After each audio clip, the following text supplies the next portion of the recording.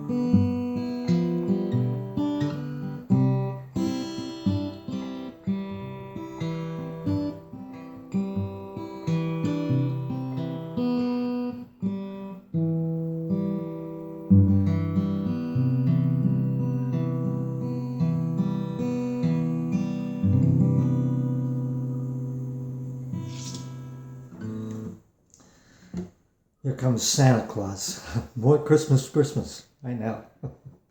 Till Christmas is over. Some of you have mentioned when I mute on the guitar.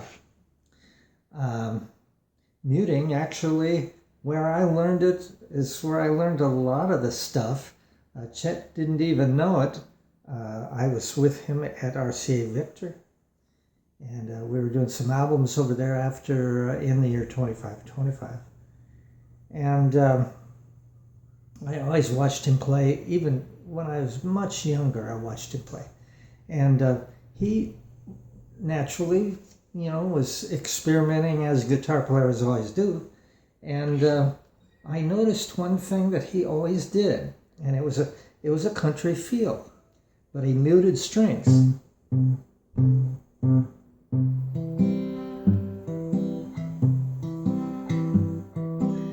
But it separated the bass from the other strings. The other strings were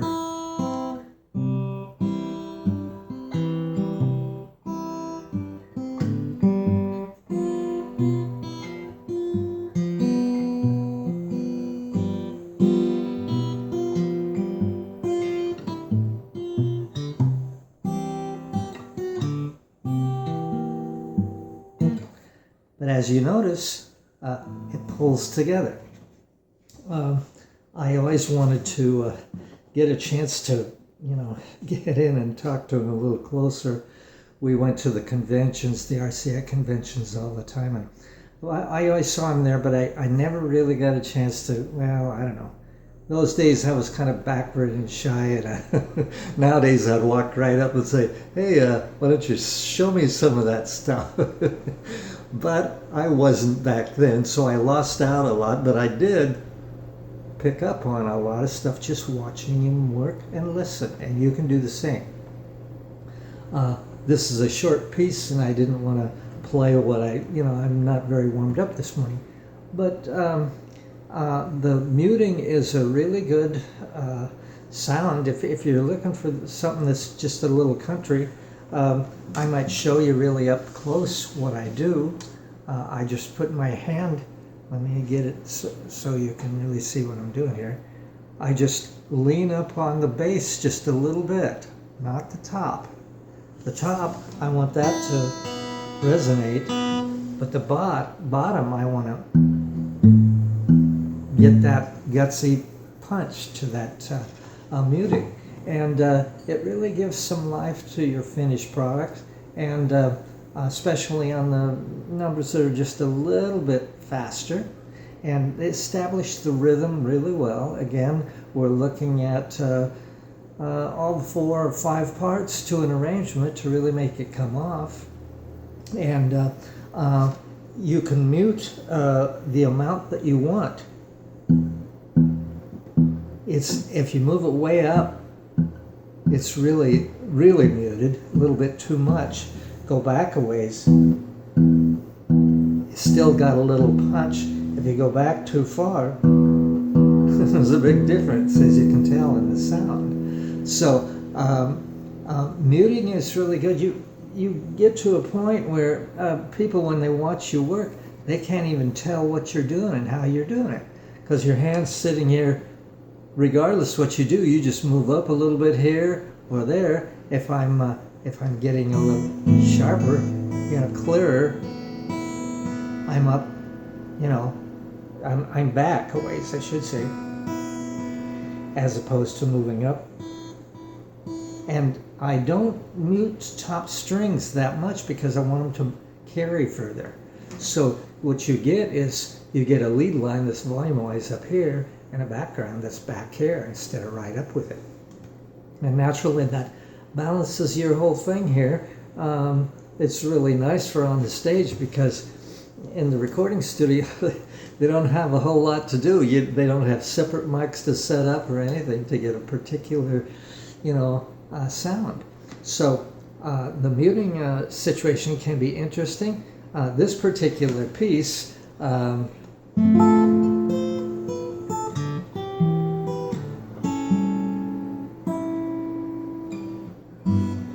even forgot where it's at.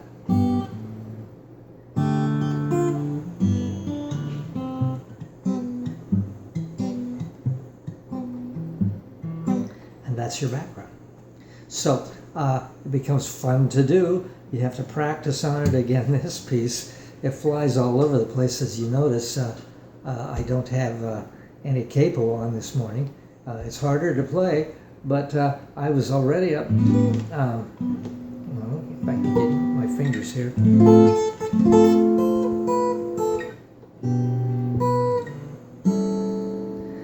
In other words, I was already up here.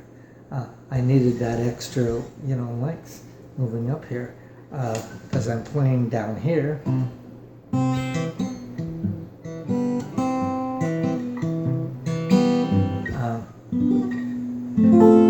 So you see, I'm up quite a ways. That was the decision in moving it up that far. As you see me, usually I'm sitting down here cheating with the capo, and I don't want to use that word wrong. That's the way, that's what they used to call a capo. It's not that way anymore. It's a really good tool.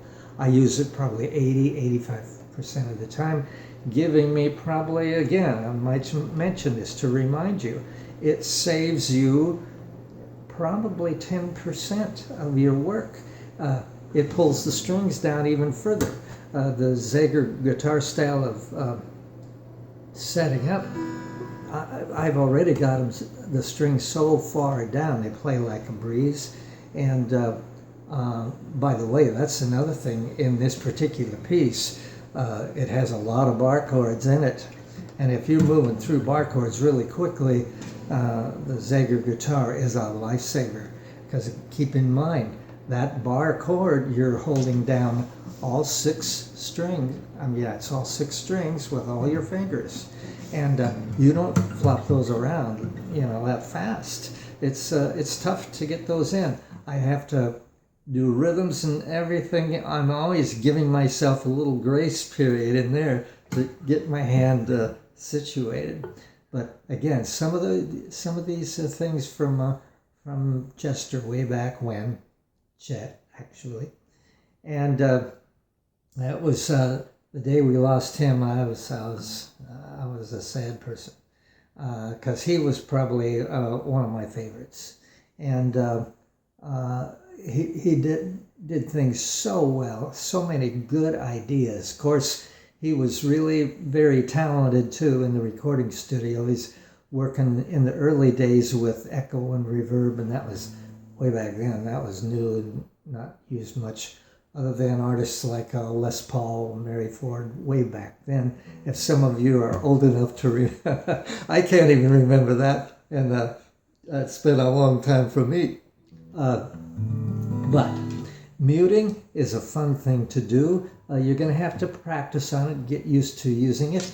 A secret, too, to muting. Chet Atkins used to use the arch top guitar. And there's kind of an opening here and one up here. And then there was an arch on the top. I mean, that arch was right up there. And for doing muted situations, as you notice, this is what we call a flat top. And the arched guitar, he used a Gretsch some of the time, and Gibson put out a good arch. Zager is yet to go that direction, but we've gone every other direction. I suppose we'll give that a try too in time. But they're not, it's an magnetic electric. We use the transducer. Oh boy, the transducer is the new technology. Well, it's new for now. And but the magnetic pickups, they were the best back then. If you could keep the hums out of the line and things like that, they weren't great then, way back when. As far as the electronics, we've moved mountains naturally. Getting back to the muting, practice, mess around with it. Don't expect it to come all that fast. It takes some concentration to do it. And just go up just a little ways on that saddle, if you can see. Just a little ways. I don't go very far. I'm just up there a little way. And test it out if that's the thing you want. Or you go down even further. As you can see. This muting situation is kind of like the old pianos. You used to have the pedals, and you'd make the strings in the piano resonate longer. This is your situation like that here, and it's just my guitar isn't built any different. It's just built to play like a breeze for the bar chords and everything. And keep that in mind too. If you're having trouble with bar chords, go the Zager direction. That's a good direction to go anyhow because it plays easy. But if you use that capo on there, it gives you just a little bit better height. The strings go down even further. So when you're first starting that bar chord, it's really imperative. It really encourages you. Anything that encourages you and you get more excited about your playing, that is important. So keep those thoughts in mind. Muting does work. I got Chet Atkins to thank for that. Thanks for watching. Talk to you later. Bye.